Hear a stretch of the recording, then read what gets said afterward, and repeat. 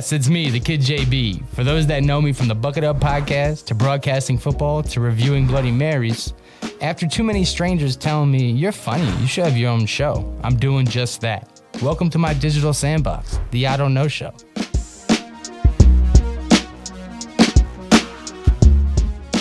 Welcome back to the I Don't Know Show, episode 4. I'm your host, Uncle Jesse Burke, the Kid JB. You know, many other nicknames, depends on how your mood is. Welcome back, bro. Super excited. If you tapped in last week, we were covering the importance of voting in politics and what you need to do and, you know, what you need to not do, depending on where you are in the political spectrum. But super excited getting back to chopping it up with experts because I know you guys are sick of me giving blanketed opinions without being backed up. So today's topic is a little bit close to home, no pun intended, as we're talking about real estate, home mortgages, renting versus buying. And another pun is I'm keeping it here in the backyard as one of my homies from Long Island, more importantly, Huntington, is somebody I grew up with, went to middle school and a little bit of high school with, but we'll get to that. He dabbles heavily in the real estate and marketing and mortgage and, you know what I'm saying, home buying, home applying, home approval, space. And I'm excited to chop it up with him because I got some questions myself that I'm sure you guys can relate to. So let's bring him on in. My man, Justin Chermak. Welcome to the show, bro. What's going on, everybody? How are we all doing? My name is Justin Chermak. Happy to be here. What's up, Jesse? Good, bro. Chilling. Appreciate you taking a little bit of time off on your Saturday. For those that don't know you, this dude is busy, bro. He's always working. He works full time as, I'm not going to mess up the agency, but he works in real estate. I'll let him get to the title, but works in real estate, does mortgages and such, then volunteers at the fire station. My man is past, present, future military, and has got a really cool background, underdog story, which is kind of what we root for. But yeah, Justin, bro, without me talking all about it, you know, tell us a little bit about yourself, where you're from, and then we'll get to the business. Yeah. What's going on, guys? Yeah, so my name's Justin Chermak. I'm a mortgage lender, right? So basically, you know, you have your realtors out there who help you find a house, but then you have your mortgage lenders who help you figure out your finances and find all the money and whatnot. So that's what I do. I specialize in helping people out, getting them pre-approved and getting them through this, you know, the whole process from A to Z, you know. So I work for Contour Mortgage. You know, we're out here in New York and we're in, I don't know, like 38 or 39 states across the U.S. So not every single state, but at least the ones that matter. But yeah, from Huntington. So Huntington, Long Island, which is also where Jesse's from. So big shout out to Huntington. Happy to be out here with, you know, the hometown boys and whatnot. You know, just happy to kick it off and kick some knowledge to you guys, you know, and tell you what it's all about. Appreciate that, man. So how many years in the space would you say so far? Let me see. So April would be 5 years. Yeah. April, I think 17th of 2018. Yeah. That's about 5 years. Yeah, so we're just kicking into April now. I do know that I imagine there's like levels or different like bars you have to pass. Is there a certain ranking that you're at that, you know, somebody wouldn't be at if they just started opposed to 5 years from now? Yeah, I mean, there's all little tiers about how you can kind of set it up, you know.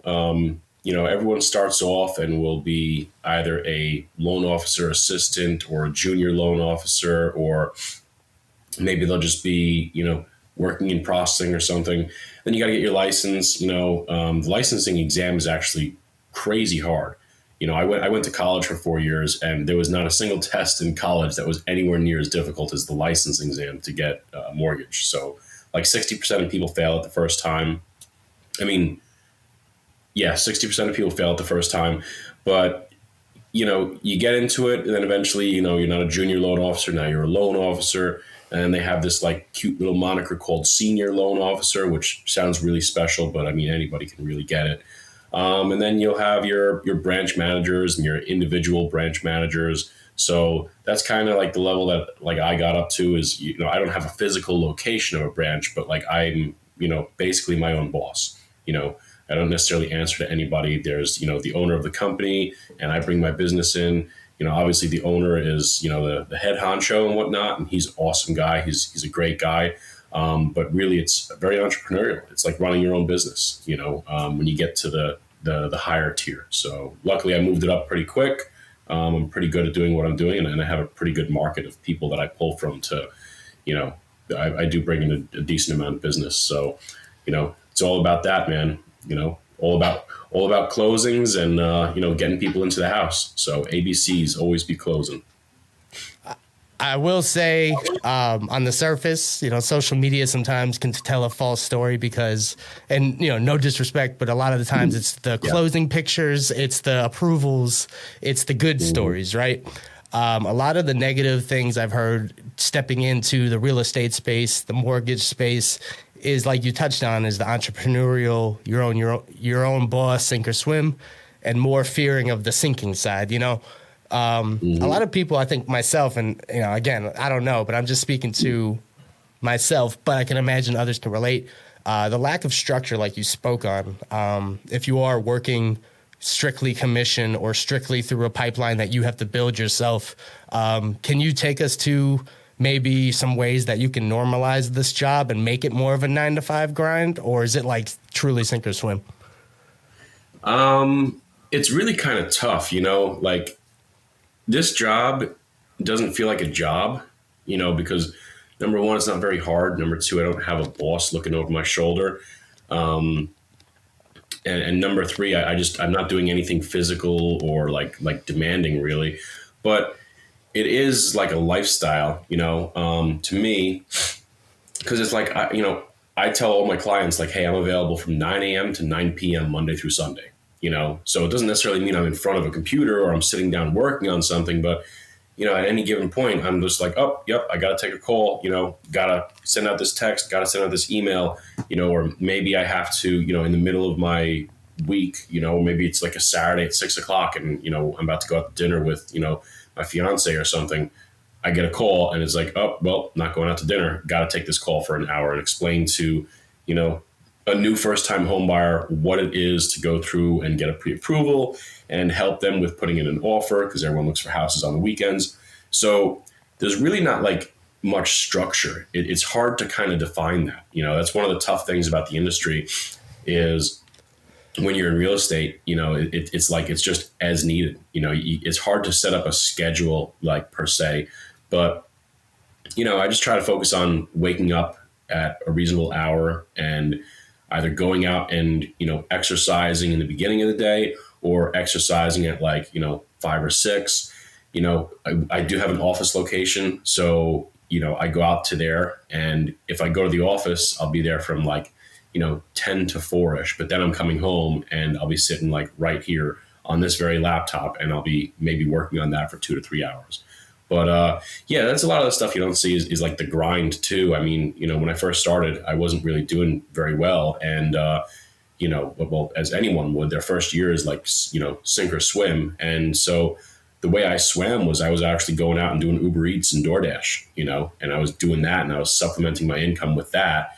And that kind of got me at least to a point where, I just got my name out there and then I started to get a little bit better and then I dropped that off, But it can be very tough. It's hard to find clearly defined structure because it's not a 9 to 5 where with a boss who's going to, you show up at 11 o'clock instead of 9 o'clock, you're not going to get any penalized really. The only thing that's going to happen is maybe, I could call my clients my boss, because they're like little mini bosses because they're like, they call you and, they don't get an answer from you. They're making the most important financial decision of their lives. So they could get, stressed out and they're like, hey, where is this guy? Like, what's going on? So it's important that you're always on your end.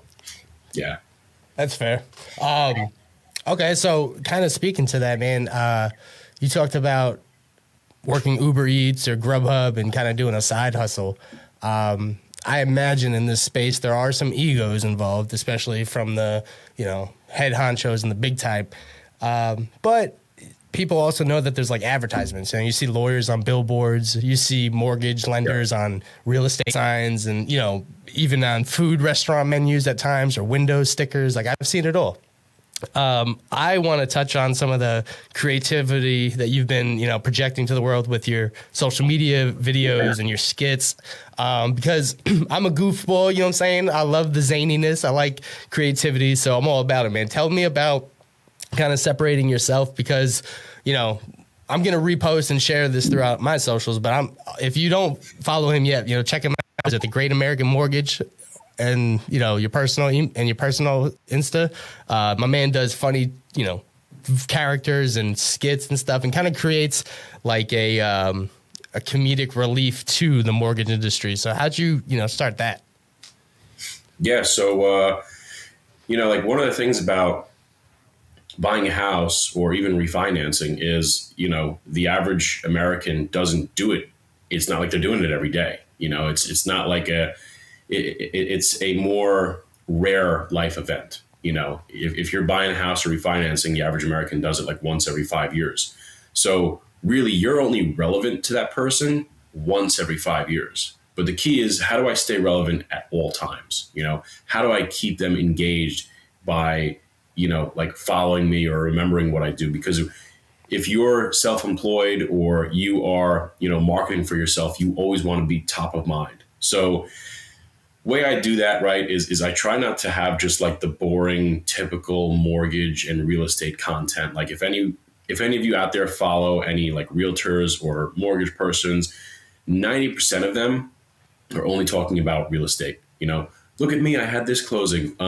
Here's a first-time home buyer seminar, or doing an open house here, selling this house here. Well, if you just bought a house 2 years ago, and maybe you just had a kid with your husband or your wife or whatnot, you're not going to be thinking about buying a house. So if Larry the lender posts about a closing, or Rosie the realtor posts a new open house, you're probably not going to like it or scroll past it unless you're close with them. So how do you keep people engaged, right? So I try to make all my content like educational, emotional, or entertaining, where I'm appealing to like one of those areas, so I'll put stuff out, and I do the educational stuff, but not everyone likes to see that all the time. So I'll do mortgage content where I'm like serious and professional, maybe like 20% of the time. And I use it more as a reminder to remind people like, hey, this is what I do, so that way they will be like, oh, my sister, I'm not buying a house because I'm having a kid, but my sister's thinking about buying a house. Hey, use this guy, Justin, because, he does this video, he does that video, and I know what he does. So I do a lot of nice skits too. I did one called Don Corleone recently. So Don Corleone, wow, the godfather of mortgage lending. And that's a funny thing that like, anyone can kind of engage in, because I'm doing an impression of, Marlon Brando, and I got like the cotton in my mouth. So I'm like, talking, and it's actually a pretty funny video. And I'll try to put out a lot of content like that. I'll also try to mix it up with putting out some military content or putting out some first responder content. And then throwing out some good, like feel good motivational content, because everyone likes to see that feel good, like David Goggins-esque kind of motivation, or like Jocko Willink or like all those guys out there. So I'll try to like tap into that audience as well. And this way, if someone, follows me, they're not just following me because of mortgage content. They're following me for all that other stuff. And then they see, the boring mortgage content. He had a closing, big deal, So Yeah. That's what it's about. Is you want to make sure you get like a good mix, and you just want to have people talking about you.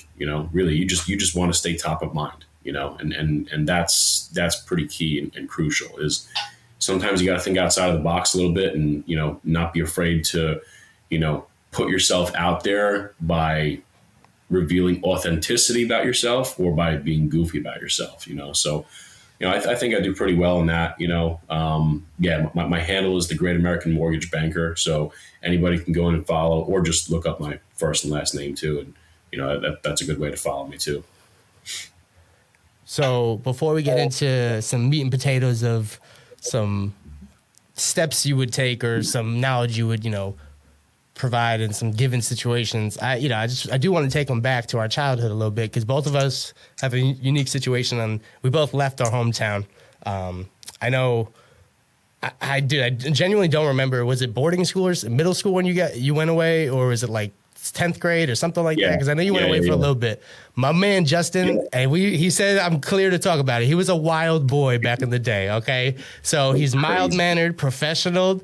But he was one of the worst kids in elementary school, and he represents it. And it's dope because he says that I'm one of the few that remember it. But bro, you know, you'd made a huge turnaround. Not to say like you were a bad person or anything. You were just wild. You know what I'm saying? And like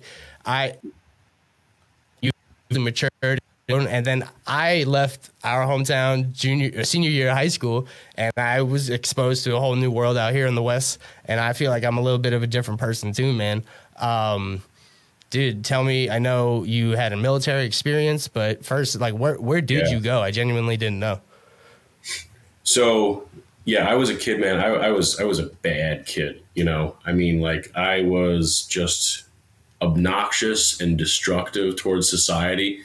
I can laugh about it now because, like, I you know, I've clearly made amends with, you know, everything that I've done from, you know, volunteering and charitable organizations to just overall goodwill. So, you know, I can laugh about it now, but yeah, I mean, I was that kid that would be, you know, in school, cutting class, you know, going out and, you know, like I had no problem cursing out teachers and throwing chairs and desks and like, you know, spray painting graffiti on a wall or, you know, playing pranks on people, egging houses. I mean, like, yeah, that was me, like 100%. Like I was that bad kid that everyone's like, oh my God, like he's out of his mind. And all their parents would be like, yeah, don't hang out with him. He's a bad influence. Like you can't, no, you're not allowed to be friends with him, you know? Yeah, thankfully I turned it around, you know? Yeah, I got into a little bit of trouble. You know, I was 16 years old and I got sent away. To, it's a wilderness therapy program, right? So basically they took like 10, they're out there in the Midwest. This one was in Utah. They sent me out for like 3 months, you know, with nothing. They took all my possessions, you know, even including the clothes on my back, and gave me new clothes and a pack. And I had this pack and I was just hiking around with, you know, 8 or 9 other derelict children. And we were hiking through, you know, like the mountains, and it was crazy, man. It was like absolutely nuts because we would sleep underneath a tarp. We would build a campfire every night. And then we'd have to hike like, you know, anywhere from 1 to 7 miles to our next campsite. And it was actually really cool. You know, it was a really like enlightening experience, you know. And then from then I went to a boarding school afterwards, you know, in Idaho. And, you know, that was a little more relaxed, but still had a lot of structure, a lot of rules. And that kind of like scared me straight a little bit to not be so obnoxious and destructive towards society. But then I just became destructive towards myself, you know, and then I got involved with, you know, alcohol and substance abuse up until I was about 21. So that was like the second part of my life where now I wasn't being like that bad kid and acting out, but now I was just partying a lot. I was doing a lot of things that I really shouldn't have been doing as a 17, 18, 19-year-old kid. And then I got sober at 21, you know, like right after I turned 21, ironically enough, now I'm legal to drink. And then I got sober then, been sober since. So it's like 12 or 13 years. I don't even remember now. And then I went into the military, you know, and the military kind of added some structure into it. Came back, went to college, got a degree, and that gave me a little bit of self-worth, you know, because I was actually number 462 of 464 in our graduating high school class. So there was only 2 kids worse than me, you know. There was only 2 out there. Was it me? So I was number 3 with the GPA. Yeah, it was probably you. So yeah, man. And it was cool though because then I went to college and you know I graduated with like a 3.94 GPA. So I had that complete shift where I was like, okay, I got my self-worth back, you know. And then yeah, just you know from there just learned how to become a better person and applied that to my life. You know, just you know, my father always said, just do the next right thing. You know, so that's what I focus on is just doing the next right thing. You know, by everyone else, and you do right by everyone else, the right stuff comes back to you. That's you know, like that's my karmic philosophy, if you will. You know, and yeah, it's awesome. Been great. It's been great ever since. I love the story, man. Like I said, we root for the underdogs around here. Yeah, that's perfectly transitioned. So what I wanted to, you know, finally get you on before we can get you out of here is Just that, man. Like with real estate, mortgage buying or mortgage investing, whatever you want to call it, there is little bit of a, I don't want to say a myth, but more of like a misguidance. I want to say is like everybody thinks a little bit too much like rags to riches. Like, oh, I'm gonna go from zero properties to like a millionaire and have like this whole fleet of homes, and that's and that's not so, right? Kind of like to your story. You get involved a little bit. It's a little shaky at first, and you work your way up, man. So I got a couple scenarios that I'm sure people will kind of relate to that would just want the first step. You know what I'm saying? Same with anything. The gym, you're not going to go lifting your personal best. You're going to start slow. I think that's where people, including me, dude, like are discouraged and a little like, I'm afraid to get my feet wet because it is an all or nothing thing. So debunking that myth that you have to go all in or you can't get involved at all. What are some first steps you could take? Like, for example, I'll give you my scenario. I got a high credit score, you know what I'm saying? Been working on it. But I don't have too much cash. It's tied up. I got some things. I pay rent. I don't know. So yeah, tell me like kind of what would be the first step for somebody like me that doesn't have much, upfront money, but if they looked at my credit score, they might not turn me away right away. Yeah. So when you're talking about mortgages, you got three things that we look at, and it's really simple, right? So if you could picture like a bar stool, right? And you were going to go sit on a bar stool. Let's just pretend every bar stool's got three legs. I know there's some four-legged bar stools, but three legs just keeps it simple. You'd want to make sure that each one of those legs is strong, because if you have one leg that's broken and you sit on that bar stool, well, a two-legged bar stool is not going to support you if it's got a leg broken. So it's the same thing. It's assets, credit, and income. So if you could picture a bar stool, you got one leg assets, one leg income, and then like one leg credit over here. You want to make sure that assets, the credit, and the income are all, strong enough to support a pre-approval or someone buying a house. So like assets will dictate how much you can put down on a house and may dictate which kind of loan program you go into. Also, your credit score will kind of determine that too. So your credit determines, your interest rate. The better your credit, the better your interest rate, and also the better loan program. Mainly you have conventional and FHA. There's a bunch of other loan programs out there, VA, USDA loans and whatnot. But like, for instance, if I have a high credit score on somebody, there's a good chance that they'll be catered more towards a conventional loan. If I have like a lower credit score and lower income, they might be more towards an FHA loan, which is a governmental loan. But the main step is you want to get pre-approved. You want to go through the pre-approval process, and basically, you have a verbal interview with a lender, and you submit to them some of these documents like your pay stubs, your tax returns, bank statements for any bank accounts you might have. Basically, those things cover assets, income, and credit. The lender will pull the credit, he'll take a look at it, or he or she will take a look at it, and kind of get you an idea for like an amount that you'd be pre-approved for from there. So like the income determines how much you'd be pre-approved for. So each one has its own little specific function, but like a lot of people don't know this too. You can use a retirement account if you do have one to buy a house. So a lot of times what happens is, the mean average age of a home buyer these days is about like 32, 33 years old, kind of like right around our age. So a lot of us will have, may or may not have a retirement account, and we just don't even know about it or remember it or pay attention to it. And then I say that, they'll go in and they'll check. They'll be like, oh yeah, I got 20 grand in here. It's like, oh, okay, cool. Well, if you want, you can use that.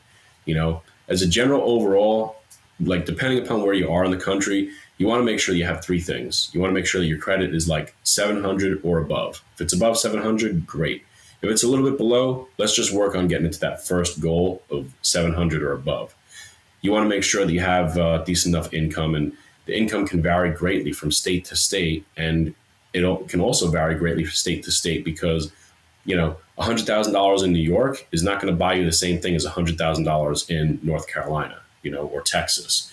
Like if you got 100 grand in North Carolina or Texas and that's your income, like you're going to buy a super, super nice house. But in New York, in certain areas that aren't upstate, which we consider Canada anyways, right? Facts. You're not going to get too much. You'll get a house, but it's not going to be too much. So I usually like to say, hey, try to make sure your credit score is above 700. Try to make sure you've got 15, 20K liquid as a start. and try to make sure that you have an income of about like 80 grand. There's a bunch of other like grant programs and you know like like things like you have like Sony May, State of New York Mortgage Association, which are down payment assistance programs. You've got a whole bunch in all states. Every state has their own kind of like version.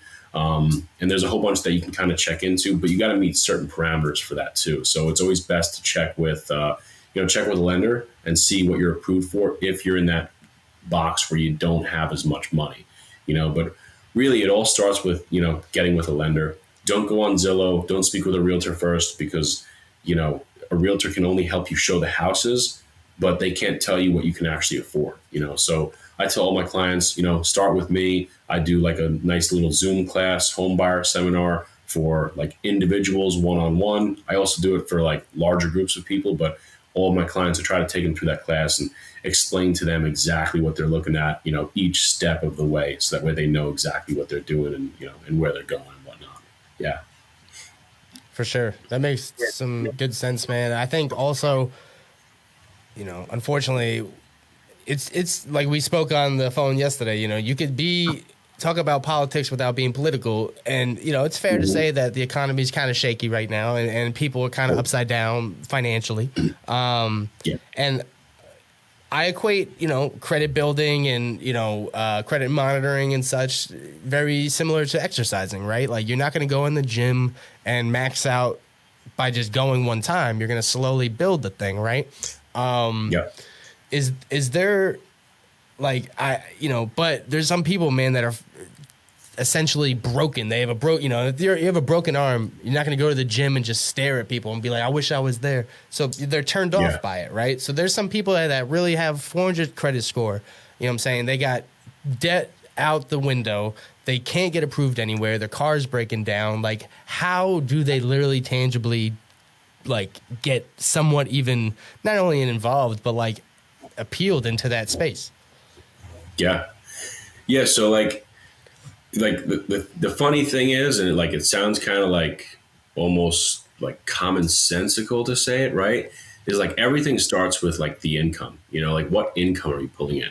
Because if you're pulling in more income and you have bad credit and you have no assets, well, now you can pull in more income to pay off some of your debt. And you can use that once the debt's paid off to, build up your pot for buying a house, If you can't change your income, it makes it a little bit more difficult. But like, let's say you're working at a job and you think, oh, okay, I want to buy a house. And, someone once told me that I need to work at this place for 2 years in order to get approved for a mortgage. Well, it's not the case. You just need to have 2 years of working history. And like, I had this conversation with someone the other day and they were like, oh yeah, no, like I haven't left my job because, they told me that I have to stay here. My parents told me I have to stay here for 2 years in order to get approved for a mortgage. And I was like, no, you can go get another job. And they're like, oh my God, I wish I would have known that because I would have taken this other job offer that makes $20,000 a year more. And I was like, oh God, no, like, why didn't you take that? So that's like a good foundation for where it starts is making sure that your worth and you're getting your worth, wherever you're employed at, whatever job it is that you do, make sure you're excelling and exceeding so that way your performance threshold and your value adage is higher than what you're getting paid. This way, either you can go in and ask for a raise or you can find someone else who will give you that better job with better pay. Now, if you're not in a position like that, me personally, I believe everyone anywhere can be in a position. There's always a better employee and there's always a better employer in my eyes, so like always be searching and, like our generation is really good at that and finding the best place and not just creating longevity with, oh, I've been at this company for 20 years. Like, let me stay here. If you don't have that option, working on the credit is a good start because working on the credit is something that's very big and that you can't change overnight. Once you get your credit knocked out of the way and like, okay, now it's good. Now I'm sitting at like, a 685, like, so I'm right near that 700 threshold, that Justin mentioned, then you can go in and start saving up money, and then it's a little bit easier because you also have less debt working against your income. So it starts with the income. goes towards the credit. And then in my opinion, the assets is the last thing that you build up. But even if you don't have any of those things, it doesn't hurt to go get pre-approved with a lender. So like anyone can reach out to me and I can work up a pre-approval. You know, I have plenty of clients that reach out to me and they're not buying until next year. You know, they're like, yeah, I don't want to buy until 2024. And I'm like, okay, let's get you pre-approved now. Know why? Because now if I get you pre-approved, I can tell you what you should and shouldn't do. Because if I look at your credit, I can say, okay, you've got $50,000 in student loans, $10,000 in credit card debt, and you have an auto loan for, I don't know, 25 grand, and it's charging you, you know, $500 a month. Okay, well, don't worry about your student loans because that's not a big hit on your, you know, home buying ability. And really, it's now, I'll get into that in a sec. Worry about your credit card debt because that's the most expensive debt you have right now. Because even though you've got 50 grand in student loans, you got 25 grand in, you know, an auto loan, and you've got like 10 grand in a credit card. Well, the only payment that's going to change is that credit card, because the more you pay it down, the less your minimum monthly payment is. Your auto loan's always going to be there. So if you throw 10 grand at it, you're still going to have the same hit against you, and it's really not going to even bolster your credit up. But if you throw 10 grand at your credit cards and you knock them all out, you know, you'll be doing two things. You'll be helping your credit score tremendously, but you'll also be lowering down your monthly debt obligation, which is what we look at, because we look at debt to income ratios, you know, DTI, debt to income ratios. Basically, we take your total income, we subtract out your liabilities, and then we divide that by a certain percentage to see how much you'd be pre-approved for on a monthly mortgage payment. So student loans, if you're watching this, don't even worry. Don't even bother paying them. Keep them in deferment for as long as the government allows us to. And when you do pay them, get into a payment program that has the longest term possible. So if they offer you and they're like, okay, yeah, you know, 3 years, 5 years, 7 years, and that's all they offer, go for the 7 years, because the longer you drag out the payments, the lower your monthly payment's going to be. Also, the more likely that, you know, one of these politicians, somebody somewhere, is going to introduce a bill that gives some kind of forgiveness. So if I have student loans right now, I'm not even paying them off, because check it out. If you have $100,000 in student loans, the number that we use to factor against, let's say it's in deferment right now, as far as debt to income ratios, we have to assign a payment to that. But the payment will be anywhere from $500 to $1,000, because it's only 1% or 0.5% of the total loan amount. VA has even less. It would probably equate to about like $385 or something like that. But yeah, it's not a big hit. $100,000 in student loans, I'm going to get hit with a $500 monthly payment, you know, like from the mortgage company, that's nothing. But if you got 100 grand in credit card debt, I don't even want to know what that payment would look like. You're talking thousands. Damn. You know? Yeah, nah. So, all right, man. Yeah. Well, I appreciate the time, dude. We're going to get you out of here soon. I want to just ask you, that is cool, dude. That sounds like a lot of people search external and be like, what can the government, what can the universe give me to help me get out of this mess? But it sounds like it starts within, as corny as it is. But like equating to its sports or working out, you got to create space, right? So it's like create space on your side. Get your debts and then search outward, which is dope. Yeah, man. I do want to, thank you for coming on, man. Before I get you out of here, what are two, some long-term goals for yourself and the business, and then some short-term goals?